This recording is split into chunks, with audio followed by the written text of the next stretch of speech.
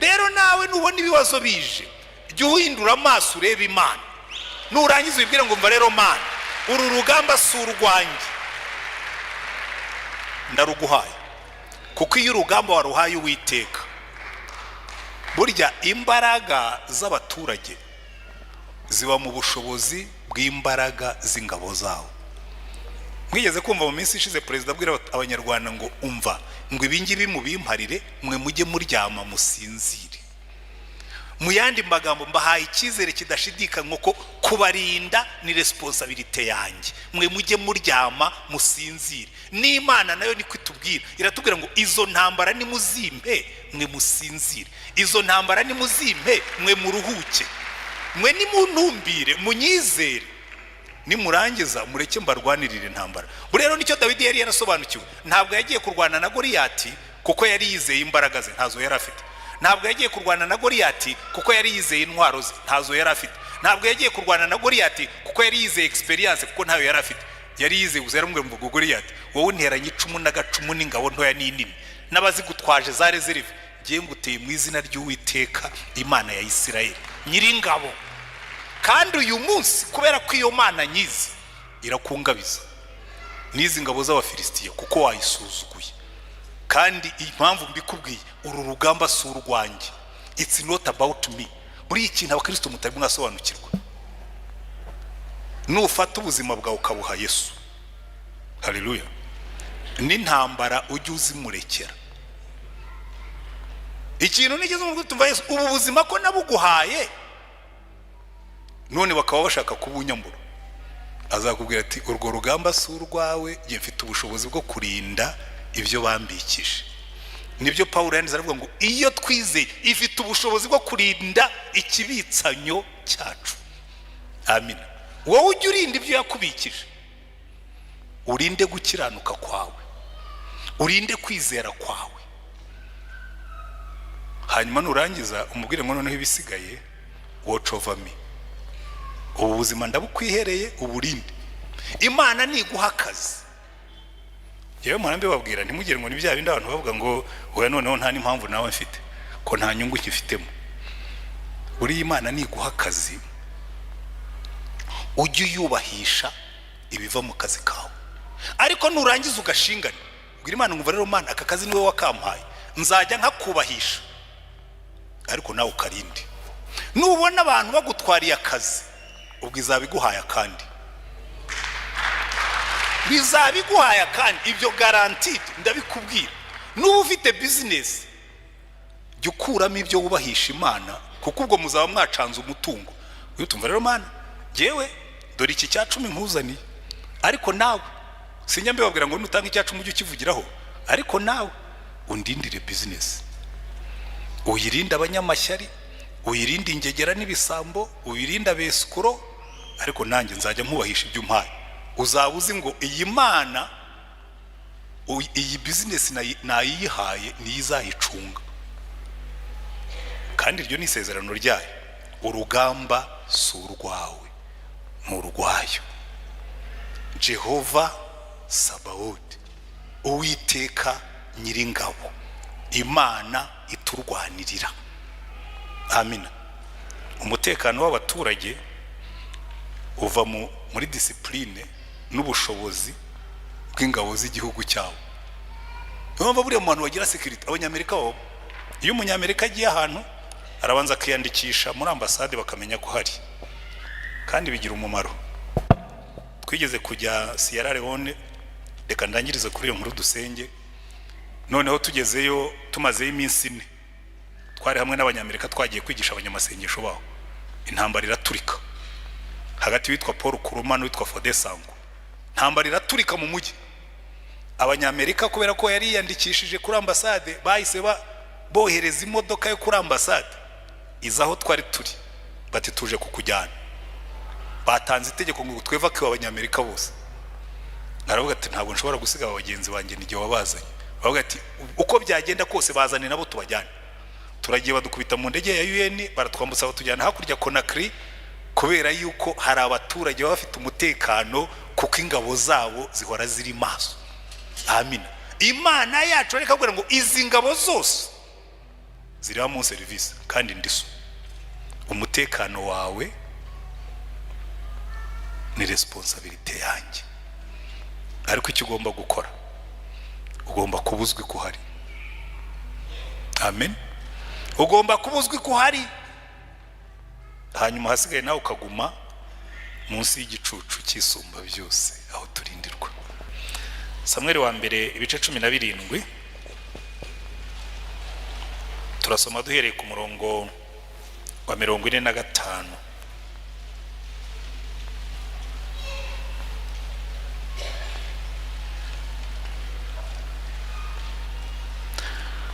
Dawidi abwira umufilisitiya ati wanteranye inkota n'icumu n'agacumu ariko jyewe nguteye mu izina ry'Uwiteka Nyiringabo Imana ingabo za Isirayeli wasuzuguye uyu munsi Uwiteka arakungabiza nkwice nguca igihanga kandi ndagaburira ibisiga byo mu kirere n'inyamaswa z'inkazi zo mu ishyamba intumbi z'ingabo z'Abafilisitiya kugira ngo mu isi yose bamenye ko muri Isirayeli harimo Imana kandi ko iri teraniro ryose rimenye ko Uwiteka adakirisha inkota cyangwa icumu kuko intambara ari y'Uwiteka kandi ari we uzabatugabiza nuko umufilisitiya ava aho yarari aza guhura na Dawidi ahuta yiruka yerekeye ingabo zabo ngo ahure n'umufilisitiya Dawidi akaba mu mvumba ye akuramo ibuye ararirekera ariko cora umufilisitiya mu ruhanga ririgitamo yikubita hasi yubamye ko niko Dawidi yahanguje umufilisitiya ibuye ry'umuhumetso aramunesha aramwica kandi nta nkota Dawidi yari yitwaje Dawidi aravuduka amuhagarara hejuru asingira inkota ye ayikura mu rwubati rwayo aramuhorahoza rwose ayimucisha igihanga nuko Abafilisitiya babonye intwari yabipfuye bariruka amen cyo nicyo gice cya mbere dusomye icya kabiri turagisoma mu Befeso ibice 6 Abefeso ibice 6 turahera ku murongo w'10 tugeze ku murongo wa 14 wa 13 ibisigaye mukomerere mu mwami no mu mbaraga z'ubushobozi bwe bwinshi mwambara intwaro zose z'Imana kugira ngo mubashe guhagarara mudatsinzwe n'uburiganya bwa Satani kuko tudakirana n'abafite amaraso n'abafite umubiri ahubwo dukirana n'abatware n'abafite ubushobozi n'abategeka isi y'umwijima n'imyuka mibi y'ahantu ho mu ijuru nuko rero mutware intwaro zose z'Imana kugira ngo mubashe gukomera ku munsi mubi kandi murangije byose mubashe guhagarara mudatsinzwe haleluya amen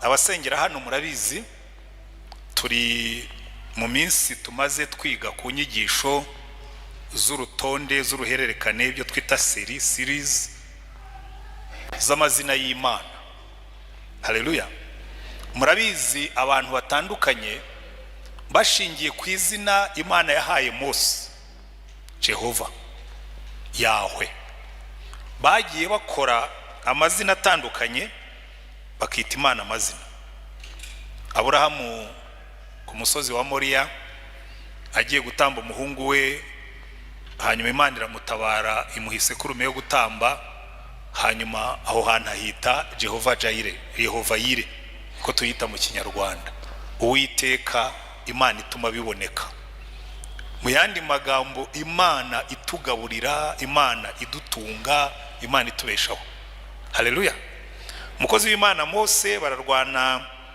mu kibaya cya Refidimu ahagarara ku musozi yazamura amaboko Yesu akanesha yamanura amaboko Yesu akaneshwa hanyuma ageze bamufata amaboko ngo Yesu atsindisha abamarayika inkota arangije yubaka igicaniro arakibatiza kita Jehovah Nisi Imana ibendera ryacu cyangwa Imana ihora iturwanirira haleluya hanyuma Gideyoni yicaye munsi y'igiti cy'umwera arimo gusekura ingano mu muvure Imana iramubonekera ariko amaze kumenya ko ari Imana aravuga ati ndapfuye Imana iramubwira ati ntacyo uri bube hanyuma yubaka igicaniro akita Jehovah Shalom Uwiteka amahoro yacu n'ayandi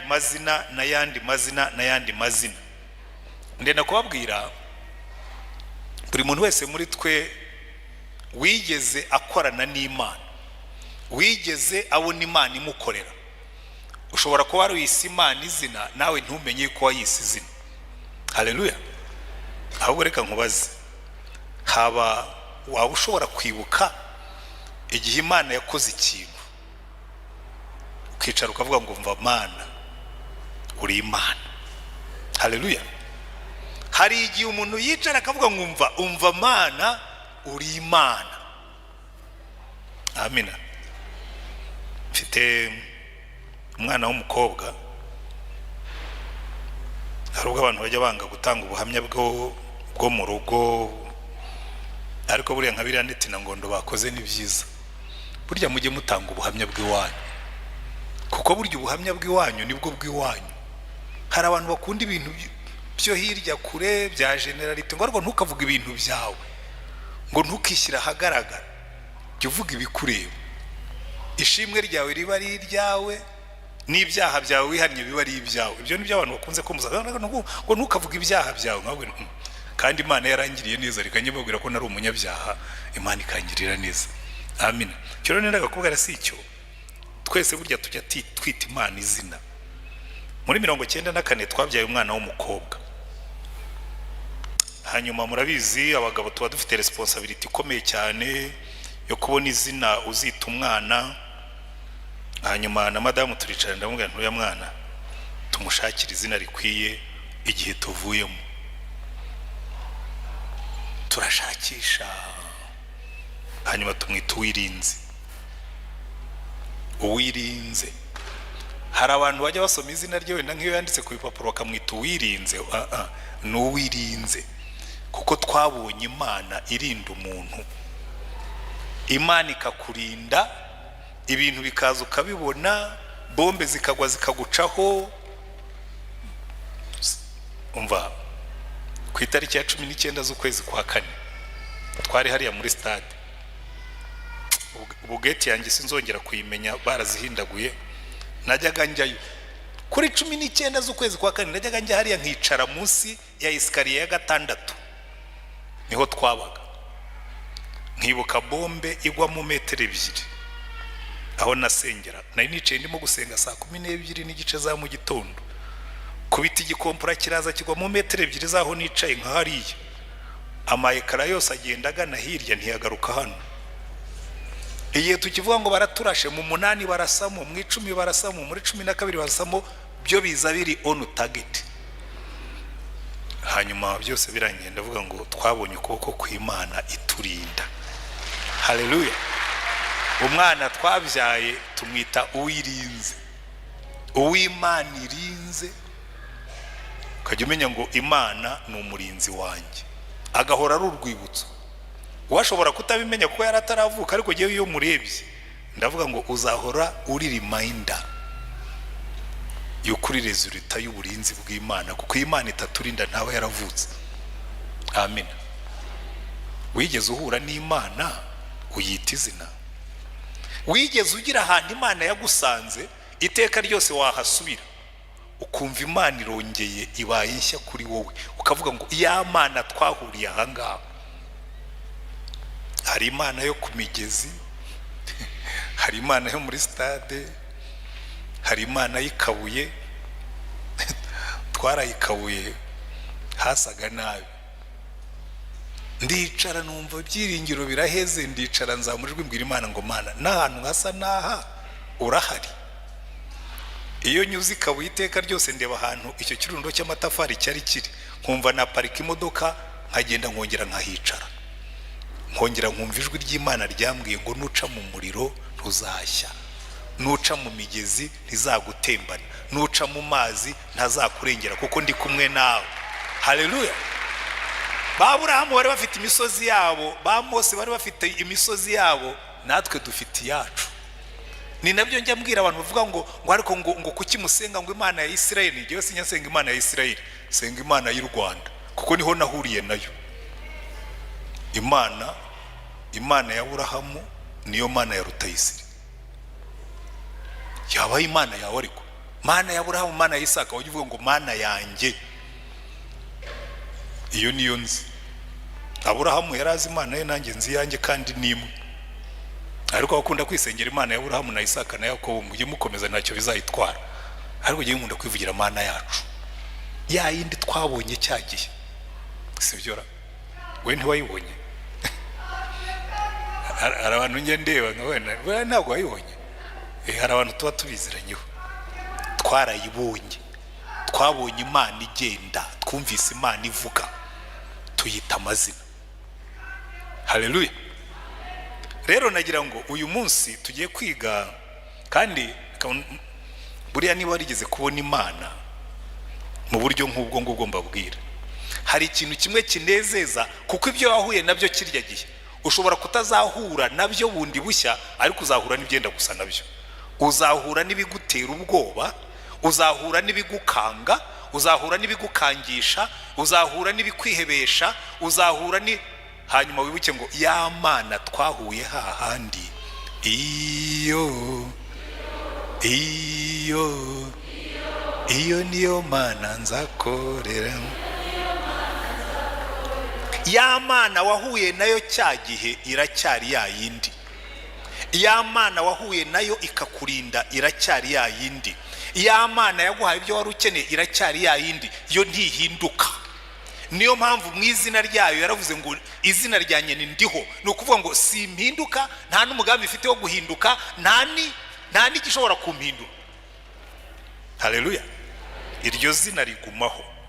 Uyu munsi ndagira ngo nihute twige izina dufite uyu munsi ryitwa Uwiteka Nyiringabo, Jehovah Sabaoth. Uwiteka Nyiringabo. Muzi nakoze ubushakashatsi muri Bibiliya, nsanga mu mazina yose abantu bahaye Imana irigaruka kuruta yandi yose ni iringiri. Nimufata Bibiliya za abafite telefone zirimo Bibiliya, uze kujya mu ishakiro ushyiremo ijambo Nyiringabo, uraza gusanga riza inshuro zirenze 150.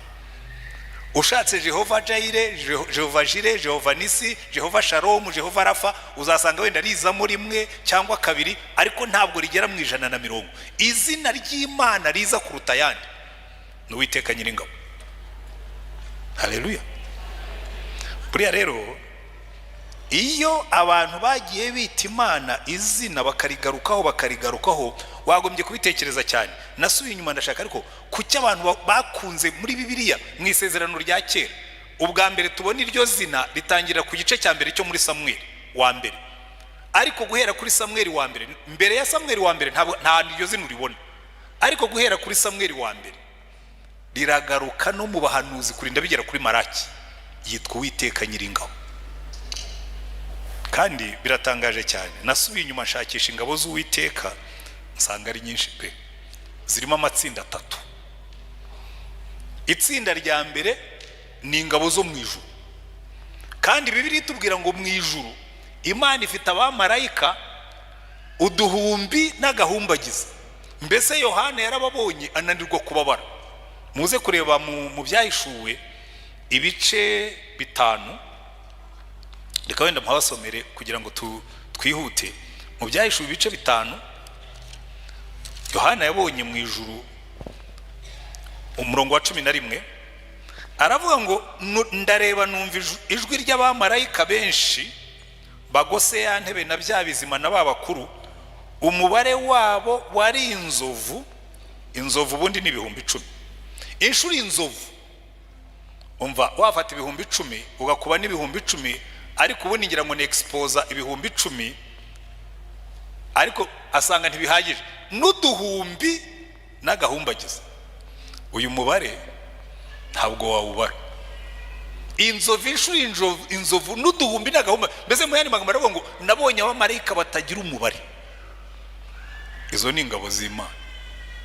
Haleluya. Kandi mwibuke yuko abo yabonye ni 2/3 by'ingabo zose Imana yari ifite, kuko mu byahishuwe mu gice cya 12 batubwira ko Satani yamanukanye 1/3, ariko ko byagenda kose hasigayeyo 2/3 biri mu ruhande rwacu. Haleluya. Nimwitegereza neza muri Bibiliya muzabona intambara nyinshi zirwanwa n'abamarayika. Ikawenda mbaho ingero 3 kuko zo ni nyinshi cyane, ingero 3 zifatika kandi ziryoshye. Urugero rwa mbere ni igihe Abayisiraheli bari bavuye muri Egiputa. Bibiliya iratubwira ngo marayika w'Uwiteka yagenderaga mu gicu. Amen. Ngo icyo gicu cyagendanaga nabo ngo ku manywa kikababera igicucu, nijoro kikababera umucyo. Noneho umunsi umwe gihinduka n'umurwanyi w'intambara. Farawo arabasatiriye, imbere hari inyanja, inyuma yabo hari umusozi, kandi naho Farawo aturutse, kuko bari hagati y'imisozi itatu, bari hagati ya Pihayirote na Barisefone na Migidoli. Uzi gukubitirwa hagati y'imisozi itatu, imbere hari inyanja, imbere hari inyanja, inyuma hari Migidoli, hirya hari Barisefone, ahandi hari Pihayirote, kandi Farawo aturutse inyuma. Noneho Mose atangiye gutakira Imana, Imana ngo rero Mose kuki urimo kuntakira, bwira abantu bakomeze bagende, mbwira abantu bakomeze bagende, kandi imbere hari inyanja. Aramubwira ngo no, imbere hari inyanja ariko si yihari, hari marayika uri mu gicu, we bwira abantu bakomeze bagende. Atunze inkoni, abaturage batangiye kugenda, inyanja iribwiriza irababisa, kuko hari Imana iturwanirira. Haleluya. Ikibazo cy'iyi Mana nuko rimwe na rimwe itangira kurwana ubwoba bwatwishe. Uzareba Imana buri ifite ukuntu igenda buhoro. Imana wajya ugendera mu ijana, natangira gusenga ukaba wahageze, akabwira ngo ya wejye unyizera gusa ngendere muri 5, uko byagenda kose ndahagera. Noneho ikintu kinejeje muri iyo nkuru, Mose abwiye abantu ngo nimugende, inyanja iribwiriza irababisa. Niki cyatumye inyanja ibabisa? Igicu kirimo marayika. Noneho ngo cya gicu kivaho cyari kirimuka kijya inyuma yabo, hagati yabo n'abanyegiputa. Ngo marayika ari mu gicu, ngo arunguruka abanyegiputa arabaseka. Ariko abagabo, ibyo nabakoreye ejo bundi ntacyo byababwiye. Nisha abana b'imfura bose, ab'inka n'ab'ihene n'intama n'ab'abantu n'amapusi n'inkoko, byose icyari cyaravutse mbere cyose cyitwa uburiza. Marayika umwe yari yabitsembye. Hanyuma ngo abwira Abisirayeli mwebwe mugende, acana fare ndende ngo arabamurikira. Hirya ku ruhande rw'abanyegiputa arazimya, haba umwijima. Barakomeza baragenda, marayika bareba, ubwo ahagaze hagati arimo arabareba baza, aravuga ati uzi ko abantu bihebye. Ntabwo abonye bageze mu nyanja neza, abwira amazi ngo nimumanuke mwongere musubirane. Imana ibwira Mose n'Abisirayeli ngo abanyegiputa mwabonye uyu munsi ntimuzongera kubabona ukundi. Haleluya. Abanyegiputa mwabonye uyu munsi ntimuzongera kubabona ukundi, kuko uru rugamba nijye uri bururwane mudafashe ikintu icyo ari cyo cyose. Kandi yararurwanyira rurangiza. Marayika umwe uhagaze mu gicu. Undi munsi umwami witwa Senekeribu araza aridodomba, tuka Imana, agira guterwa Imana n'agateruza akagabo kigerezaho koko, nta nubwo kigiye ku byababanjirije. Ninjoro marayika araza, ingabo 185 arabitsemba. Bucya mu gitondo ingabo zose zashize. Urugamba marayika ararurangiza. Rero iyo wavuze ngo Uwiteka Nyiringabo, reka mbaho urundi rugero rumwe ko nari nabasezeranije 3. Mwibuke igihe Yosuwa yaragiye gufata umujyi wa Yeriko, haje marayika mu gice cya 6 cya Yosuwa. Marayika araza hagarara ahantu afite inkota mu ntoki, ariko yaje mu isura y'umuntu. Yosuwa nka generali mukuru w'ingabo aravuga ati byari byose nigiye ugomba kuvugana n'uriya mugabo uje yitwaje inkota kazagana ikigo cyacu. Araza muhagarara imbere yakuyemo inkota ye, nawe aravuga ati uraje ngo turwane cyangwa uje kudufasha? Marayika aramureba aramuseka, nawe yewe ubanza ukuremo ibyo bikweto byawe ko ndabona biriho n'ivumbi ryinshi, kandi aho hantu uhagaze ubwo uri imbere yanjye nahera. Yesu aravuga ati karabaye. Ngo akuramo inkweto yikubita hasi ararambarara. Marayika aramubwira ngo ubu rero ngewe nje kuba umugabo w'ingabo z'Uwiteka. Yosuwa nibeshya yuko aje kuba umugabo w'ingabo za Isirayeli, aramubwira no nje kuba umugaba w'ingabo z'Uwiteka. Bivuga ngo urugamba rw'Iyeriko rwarimo amatsinda 2 y'ingabo, izarwanaga zigaragara n'izarwanaga zitagaragara. Haleluya. Ubibwirwa n'iki ko harimo ingabo zitagaragara? Icyambere marayika niwe watanze strategy y'urugamba, aramubwira ngo mugende muzenguruke Yeriko mwambaye agapfukamunwa, nta kuvuga. Buryo natekereje impamvu Imana yabujije Abisirayeli kuvuga bazenguruka Yeriko. nsanga yari ifite impamvu. Iyo abantu batangiye kuvuga bavuga ibiteye ubwoba, iyo abantu batangiye kuvuga bavuga urucantege, bagati buriya birashize, murebe ukuntu ino midugudu ikomeye, murebe bari abantu barimo ni barebare, bya bindi byari byaraciye. Imana iravuga ngo muzazenguruke mufunze umunwa mutavuga. Bumva iki? Bumva amakondera y'Uwiteka gusa abari imbere. Bazenguruka karindwi ku munsi wa karindwi, ngo ku munsi wa karindwi muzabyuke kare kare muzenguruke karindwi umudugudu, ku nshuro ya karindwi muzavuza akaruru. Ntabwo bari bazi kiri bube bavugije akaruru, babikoze nk'uko babwiwe, basubira mu ngando. Nibwira ko abantu b'i Yeriko bagomba kuba barabwiye abasirikare ati mujye kwiryamira, turabona bariya bagabo nta mugambi bafite wo kurwana. Abantu barifata bakavuza ibikondera bakazenguruka umurwa, ntibarimo kubaka ibyo kuririraho, ntibarimo no gushaka ibyo amabuye yo gutera, baraho gusa baravuza amakondera bakazenguruka bagasubira mu ngando. Bari iby'urugamba ntabyo bazi. Ariko ku munsi wa karindwi ngo bavugije akamu, inkuta z'i Yeriko zose zirahirima. Ninde wahiritse inkuta z'i Yeriko? Ingabo z'Uwiteka. Kubera ko wa marayika wari waje kubafasha kurwana, we yakoze ibyo badashobora gukora. N'ubundi iteka ryose n'ikimana ikora, Imana idukorera ibyo tudashobora gukora.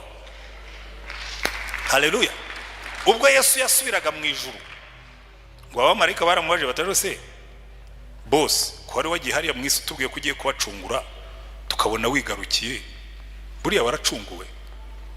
Ati buriya ibyo batashoboraga kwikorera nabirangije, ibisigaye ba Petero na ba Yohana bariya wowe nyine nasize.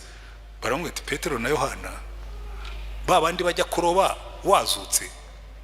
Aravuga ati ibyo ni mubyihorere, hasigaye akantu kamwe gusa, nimara kuboherereza ku mbaraga za hano muzabona impinduka bazazana. Kuko ibyo batashoboraga kwikorera, kwirihirira ibyaha byabo, kwicungura, ibyo nabibakoreye. Ibisigaye ni ukubwira abantu gusa bakubwira ngo urugamba rwararangiye, twe tugiye gukora ibyo bita mop up, guhumbahumba udusigaye inyuma. Amina. Kuko buriya iteka ryose Imana idukorera ibyo twebwe tutashoboraga kwikorera, ikatubwira ngo ibisigaye namwe ni mubirangize. Niba twashoboraga kubyumva, ariko yewe mbona rimwe na rimwe hari igihe wigisha abantu ibintu ko batari kuburiya barabyumva nk'uko mbyumva. Kuko Imana niyo iturwanirira. Haleluya. So itsinda rya mbere ry'ingabo rigizwe n'abamarayika. Ikintu gitangaje cy'Imana nuko n'abariya Satani yatwaye, ntabwo Imana yo yigeze bihakana, baracyari mu ngabo zayo, yishatse kubakoresha bakoresha. Reka mbahingere ebyiri. Hari igihe umwami Sawuli yananiye Imana, yanga kumvira. Noneho birantangaza cyane kumva Bibiliya ivuga ngo umwuka mubi yajyaga ava ku Uwiteka bakamuhagarika umutima. Imana igafata umwuka mubi kajya guhagarika umwuka wa Sawuli, umutima wa Sawuli n'amadayimoni. Mwibuke mu gihe cya Ahabu, Imana ngo yakoresheje inama mu ijuru, iravuga ngo ariko ninde wakoshyushya uriya mugabo witwa Ahabu, ndambiwe ibyaha bye, agaterera Moti Galeyadi akagwayo.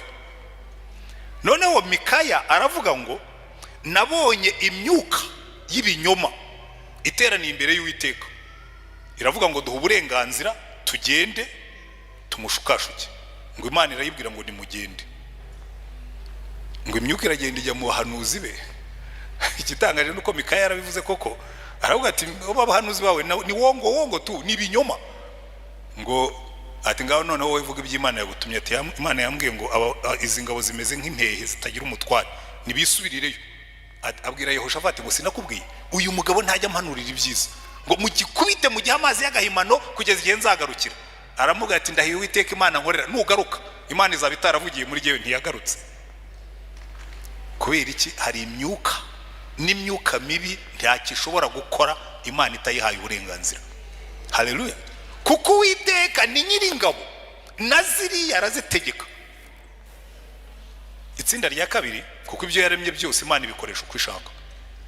N'amadayimoni gitara yashyira mu muriro igihe gitembera, iravuga tukefayire, igihe mu gitembera mu bwatsi bwanjye, ubwo muri abagaragu banjye. Kuko Imana ni umwami, ni nyiringabo, ariko ni na nyiribiremwa. Ibintu byose biriho ni ibyayo, kandi bikoresha uko ishaka. Nibyo byigometse, nubwo wigometse uranyumvira kuko ni nkutegeka uragenda. iyo niyo mana yacu, Jehovah Sabaoth, uwiteka nyiringabo. Amina. Ubwoko bwa kabiri bw'ingabo ni nabwo buteye ikibazo, ni twebwe. Ariya magambo twasomye yo mu Befeso, Imana twe idufata nk'abasirikare, ikavuga ngo mwambare intwaro zose z'Imana. Ubundi umuntu yambara intwaro ari umusirikare agiye kurwana. Mwambare intwaro zose z'Imana kugira ngo mubashe guhagarara mudatsinzwe. Niyo mpamvu rero mbabwira ni buriya ubwoko bw'Imana, abera b'Imana ni ingabo z'Imana, ariko muri biriya byose turi bubone nizo ngabo zikojeje isoni. Umva, ubundi ikintu kimwe kiranga ingabo zirangwa na obedience no kumvira amabwiriza. Ingabo zigendera kuri gahunda, niyo umurimo waba ukomeye zirumvira, niyo haba ari ninjoro zirumvira, niyo haba ari mu mvura zirumvira. Abarimo hano babaye mu gisirikare bashobora kubivuga kundusha. Ingabo ubundi ikintu cya mbere kiranga ingabo nyangabo ziyubaha, zirangwa n'ikintu cyitwa discipline na obedience. Iyo ufite ingabo zigenda uko zishakiye, nta ngabo ziba zirimo, byo ni akajagari. Ariko twebwe muzarebe, turavuga ingabo za Yesu koko, uretse ko hari n'abitirira iryo zina. Kera twajyaga turirimba korasi, none ntitukirimba kuko hari ababyitiriye bakora ibintu by'amafuti. Si ibyo nababwiraga, biyise ingabo za Yesu z'abanyamafuti. Ariko reka mbereke, izi ngabo kategori 2 nizimana ibwira ibintu zikajya impaka. Ubundi nta musirikare ujya impaka na boss. Iyo afandi mukuru yavuze ngo murajya hariya, niyo umva. Ngewe nitegereje abasirikare mu gihe cya genocide n'intambara yo kuyihagarika, bari abantu narabatangariye. Twabaga hariya muri stade, umusirikare umwe sinzi n'izina rye, cyakora isura ye nari nyizi. Icyo gihe bazaga niho ari no kumenya na ranka ye, babaga bameze nkatwe b'abasivilian. Inkotanyi icyo gihe zibwira ngo bambaraga bitandukanye. Uwo nguwo rwose yazaga yiyambariye, ariko bene wabo bari babizi ko ari afande. Aravuga ati hari imbundi yari iri hari haruguru hariya zanu, iriya mbunda ndayishaka kuko mu mwanya hari order baduhaye yo kujya gufata rebero. Iriya mbundi igomba kubanza ikavamo. Baragiye nyuma y'isaha barazaramubwira ati byanze. Ati nababwiye ngo ntibishobora kwanga, mufata abandi musubire iyo ndayishaka. Bagarutse bayizanye, kuko niyo byaba bikomeye, iyo uri umusirikare nyamusirikare nta impossible ibamo. Niyo mwagenda mugakomereka babaha abandi kugeza igihe iyo target igerwaho. Ariko muzarebe twebwe turiyorohereza. Ariko urumva ibintu barimo kutubwira ngo nitureke gusambana, ngo nitureke gukunda ibintu ubundi biri simple. Twebwe ingabo za Yesu, umva, nizo ngabo zitagira gahunda, nizo ngabo zitagira discipline, nizo ngabo zikorera ibyo shebuje yazibujije, kandi zigakomeza zisa n'iz'ibihugu bimwe na bimwe nashaka kuvuga mu mazina. Ingabo zitagira discipline. Ariko bambe ntabwo wazirenganya. Buriya mu byo nize, ngewe nize ibintu bya leadership, barakubwira ngo ingabo zose zigenwa cyangwa zigengwa na kadete abofisiye bazo bizemo. Iyo ufite abasirikare bakuru bigiye muri kadete za wongo z'amafutifuti, ugasanga pastor ni utanga urugero rw'ubusinzi, ugasanga ni ukabakaba, ni ugira gute, nta kuntu ingabo ze zitazasa nawe, kuko ingabo zose zisa n'umutware wazo. Ariko icyo nicyo kibazo cy'izi ngabo. Kategori 2 y'ingabo nizo ngabo zirwana hagati yazo zikumva ari normal, kandi shebuja yazihaye akazi bajya gukora, bafite brigade ya 400 igomba kungikanya n'iya 405, zirahindukiye intwaro babahaye bararasanye, kandi shebuja bari ntibanagire n'isoni bakamugaruka imbere. Buriya nkunda ukuntu basogokuruza batozaga abasirikare babo. Umwami witwa Ruganzu yari afite ingabo zitwa ibisumizi, hanyuma bavuye gutera hirya iriya bamurasa mu jisho arapfa. Ibisumizi baravuga bati ntabwo dushobora kubaho umwami wacu yapfuye, bose bariyahura. Ati no nta kuntu twazabwira abanyarwanda ko umwami wacu bamwishe duhari. ariko bari bamurasha umwambi, si uko ingabo zari zananiwe kumurwanirira. Umushi yahagaze mu giti amurasa mu jisho, umuntu arapfa. Na Rwabugiri niko yapfuye. Bari abantu wirigire hari ukuntu batumazeho abami ab'ibihangange bose bishwe n'imyambi y'abashi n'abanyabungu. Ariko icyo nendaga kubabwira si icyo ngicyo. Urumva abo baravuga ati no ibi ntabwo dushobora kubyemera ko bibaho. Ariko twebwe usanga uyu nguyu ngo ni iki ntashobora gufatanya n'uyu no mu itorero rimwe, ugasanga niyo turi no muri paruwasi imwe nka hano, ugasanga dufite senior pastor ariko erezo makwani Remera bidahari. Senior pastor ntashobora kuvugana na Oderi. Ndabitanga urugero kuko hano ni iwacu kandi nzi ko bo nta bihari, ariko ngira ngo murabizi haraho bijya biba. Kumva za bombori zihora ukose. Izi ngabo ni bwoko ki? Izi ngabo zambaye uniform ariko zikaba zirimo kurwana hagati yazo, ariko nazo ni ingabo zayo z'Imana. Jehovah Sabaoth, Uwiteka Nyiringabo, nimbi nazo zibariza arazihanganira. Ariko buriya twagombye kuzitoza ku buryo zitozongera gukoza isoni badatabujwe. Nyine abashinzwe kadete mu byumve hirya ngaha, tugomba kubatoza ku buryo muzajya mukora ibintu bifite imbaraga kandi bifite umurongo, tukabantu bafite discipline, kuko turi ingabo z'Umwami. Mwambara intwaro zose z'Imana mushobore guhagarara mudatsinzwe. Kategori ya gatatu, reka nihute ngiye kugana ku musozo. Kategori ya gatatu igizwe n'ibintu tutatekereza ko Imana ibyita ingabo. Buriya ibintu byose Imana yaremye irabirwanisha.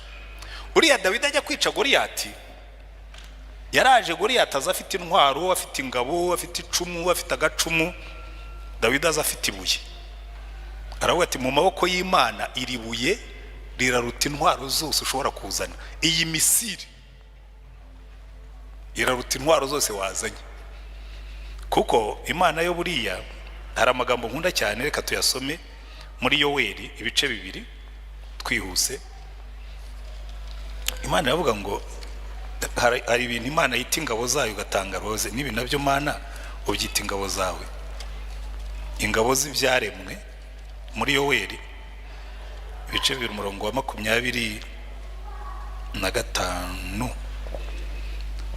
Imana iravuga ngo nzabashumbusha imyaka inzige zariye. Inzige murazize? Inzige n'ibihore. Nzabashumbusha imyaka inzige zariye niyariwe n'uburima n'ubuzukira n'akagungu. Uburima, ubuzukira n'akagungu, za ngabo zanjye zikomeye nabateje. Ibimonyo, intozi, kagungu, ibinyugunyugu. Imana ikavuga ngo biriya nabyo ni ingabo zanjye. Iyo nshatse kubirwanisha ndabyohereza nkatera abanzi banjye nkabajujubye. Tekereza, hari ahantu Imana yigeze guteza abantu amavuba aramanuka. Ariko buriya nimushaka kumenya ko Imana koko igira ingabo, umuntu yigeze kuduhuhamya mu gihe cya genocide. Yarirukanse bamwirukanka yihisha mu mwobo. Umwobo wari uriho ibitagangurwa. Urabizi buryo ibitagangurwa iyo uciye ku bitagangurwa byabyo za ndodo zazo zihita zishiraho.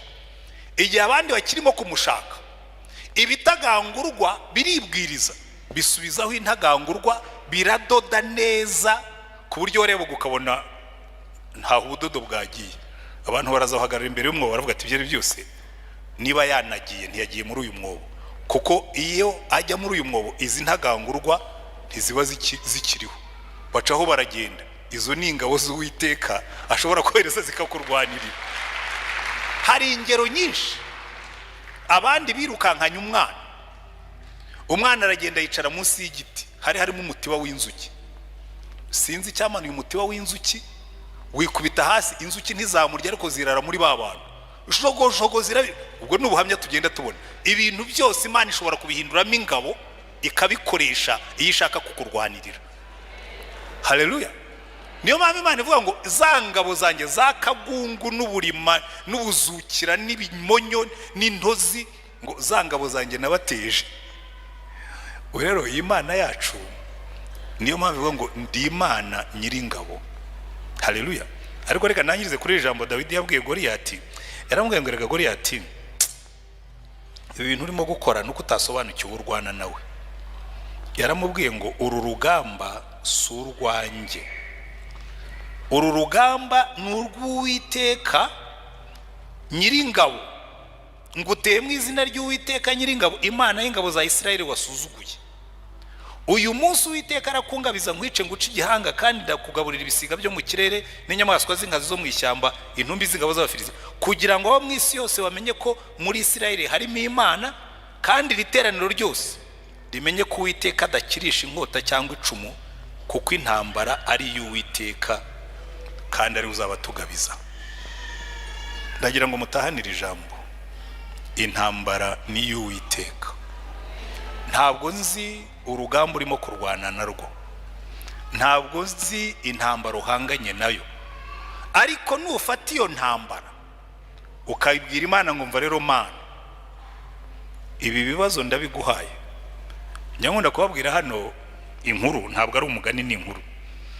Kera abana banjye bakiri batoya, ubu ni ibisore barakuze, bamwe baranarongoye, abahungu banjye babiri bakundaga gutwara imodoka. Nyirabo niyo mpamvu bize kwitwara vuba bagatwara. Noneho iteka ryose iyo navaga mu rugo barazaga bakicara ku biro byanjye bagafata vora bakagenda bayizunguza. Icyo nakoraga no kuyistabiliza gusa ngo batarenze imodoka ikarenga umuhanda. Bagera hepfo ku muhanda munini bakavamo bagasubira haruguru mu rugo. Twari duturanye n'umuntu ufite ibibuga binini. Noneho umunsi umwe baramanuka bageze ku muhanda babona ibibuga birahari. Iyi nkuru bamwe murayizi, nkunda kuyivuga ko bigewe nigira ku bintu byose. Nanjye buri bintu byose ingabo z'Uwiteka zimbere ishuri. Noneho bareba zambwa kandi baragomba kuva mu modoka bagasubira mu rugo, barambwira ngo papa ngo ziriya mbwa wazibonye? Nti nazibonye. Ngo urazireba? Nti ndazireba. Ngo rero ngo tugiye kukureba wowe ureba imbwa, tugiye kukureba wowe ureba imbwa, hanyuma tugende dusubire mu rugo. Ndababwira rwose mugende, ziriya mbwa ndazireba. Bakagenda ikigongogongo bamwira ngo papa ngo uracyazireba? Nti ngo urazireba? Nti ngo uracyazireba? Nti ngo urazireba? Nti baragenda bageze kuri gate binjiye mu rugo ngo igendere noneho ngo twagiye. Rero nawe nubona ibibazo bije jya uhindura amaso ureba Imana, nurangiza ubibwire ngo mva rero Mana uru rugamba si urwanjye ndaruguhaye, kuko iyo urugamba waruhaye Uwiteka, burya imbaraga z'abaturage ziba mu bushobozi bw'imbaraga z'ingabo zawo. Mwigeze kumva mu minsi ishize perezida abwira abanyarwanda ngo umva ngo ibingibi mubimparire mwe mujye muryama musinzire. Mu yandi magambo mbahaye icyizere kidashidikanywa ko kubarinda ni responsibility yanjye, mwe mujye muryama musinzire. N'Imana nayo niko itubwira, iratubwira ngo izo ntambara ni muzimpe mwe musinzire, izo ntambara ni muzimpe mwe muruhuke, mwe nimuntumbire munyizere, nimurangiza mureke mbarwanirire intambara. Rero nicyo Dawidi yari yarasobanukiwe. Ntabwo yagiye kurwana na Goliyati kuko yari yizeye imbaraga ze, ntazo yari afite. Ntabwo yagiye kurwana na Goliyati kuko yari yizeye intwaro ze, ntazo yari afite. Ntabwo yagiye kurwana na Goliyati kuko yari yizeye experience, kuko ntayo yari afite. Yari yizeye gusa yaramubwira ngo Goliyati wowe unteranye icumu n'agacumu n'ingabo ntoya n'inini n'abazigutwaje za reserve, ngiye nguteye mu izina ry'Uwiteka Imana ya Isirayeli Nyiringabo. Kandi uyu munsi kubera ko iyo Mana nyizi irakungabiza n'izi ngabo z'Abafilistiya kuko wayisuzuguye. Kandi impamvu mbikubwiye uru rugamba si urwanjye, it's not about me. Muri iki kintu abakristo mutari mwasobanukirwa, nufata ubuzima bwawe ukabuha Yesu, haleluya, n'intambara ujye uzimurekera. Ikintu nigeze mu gutumva Yesu, ubu buzima ko nabuguhaye none bakaba bashaka kubunyambura, azakubwira ati urwo rugamba si urwawe, ngiye mfite ubushobozi bwo kurinda ibyo bambikije. Nibyo Paulo yanditse aravuga ngo iyo twizeye ifite ubushobozi bwo kurinda ikibitsanyo cyacu. Amina. Wowe ujye urinda ibyo yakubikije, urinde gukiranuka kwawe, urinde kwizera kwawe, hanyuma nurangiza umubwire ngo noneho ibisigaye watch over me. Ubu buzima ndabukwihereye uburinde. Imana niguha akazi, yewe mwana mbibabwira ntimugire ngo ni bya bindi abantu bavuga ngo oya noneho nta n'impamvu nawe mfite ko nta nyungu nkifitemo. buri Imana niguha akazi ujye uyubahisha ibiva mu kazi kawe, ariko nurangiza ugashingana ubwira Imana ngo rero Mana aka kazi niwe wakampaye nzajya nkakubahisha, ariko nawe ukarinde. Nubona abantu bagutwariye akazi ubwo izabiguhaya kandi bizabiguhaya kandi, ibyo guaranteed ndabikubwira. Nuba ufite business jya ukuramo ibyo wubahisha Imana, kuko ubwo muzaba mwacanze umutungo. Uyu tumva rero Mana jewe dore iki cya 10 nkuzaniye, ariko nawe sinya mbibabwira ngo nutanga icya 10 ujye ukivugiraho, ariko nawe undindire business, uyirinde abanyamashyari, uyirinde ingegera n'ibisambo, uyirinde abesukuro, ariko nanjye nzajya nkubahisha ibyo umpaye. Uzaba uzi ngo iyi Mana iyi business nayihaye niyizayicunga, kandi iryo ni isezerano ryayo. Urugamba si urwawe n'urwayo. Jehovah Sabaoth, Uwiteka Nyiringabo, Imana iturwanirira. Amina. Umutekano w'abaturage uva muri discipline n'ubushobozi bw'ingabo z'igihugu cyawo. Numva buriya umuntu wagira security. Abanyamerika bo, iyo umunyamerika agiye ahantu arabanza akiyandikisha muri ambasade bakamenya ko hari, kandi bigira umumaro. Twigeze kujya Sierra Leone, reka ndangirize kuri iyo nkuru dusenge. Noneho tugezeyo tumazeyo iminsi 4, twari hamwe n'abanyamerika twagiye kwigisha abanyamasengesho baho. Intambara iraturika hagati witwa Paul Kuruma n'uwitwa Fode Sango. Intambara iraturika mu mujyi. Abanyamerika kubera ko yari yandikishije kuri ambasade bahise bohereza imodoka yo kuri ambasade izaho twari turi, bati tuje kukujyana. Batanze itegeko ngo tweva ko abanyamerika bose.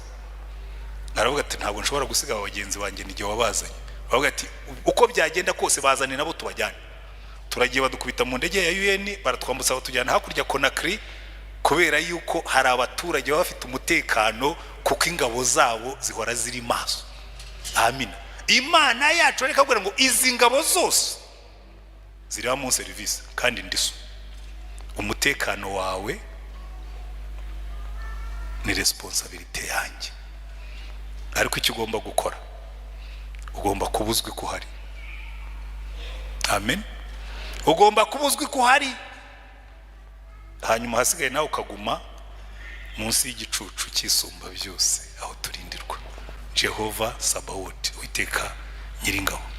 Wenda wicaye muno munsi ufite intambara nyinshi urimo kurwana, ibintu birakugoye pe, birakuruhije, birakunanije, ariko uyu munsi ndakubwira ngo fatira ijambo rigira ryawe ngo uru rugamba si urwawe, rufata urwegurira Imana.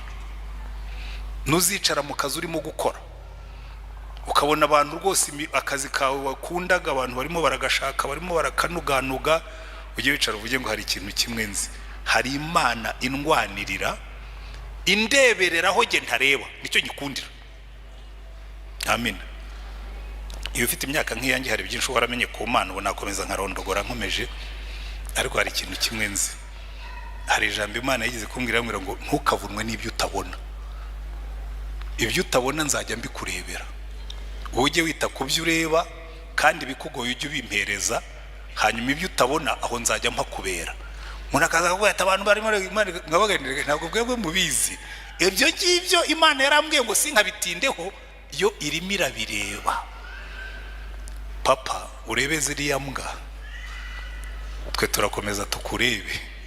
Imana izakureberera aho utareba naho udashobora. Jehovah Sabaoth. Reka dusenge Imana, ariko niba urimo ukaba ufite intambara zirimo kukugora, reka ngufashe kuzisengera.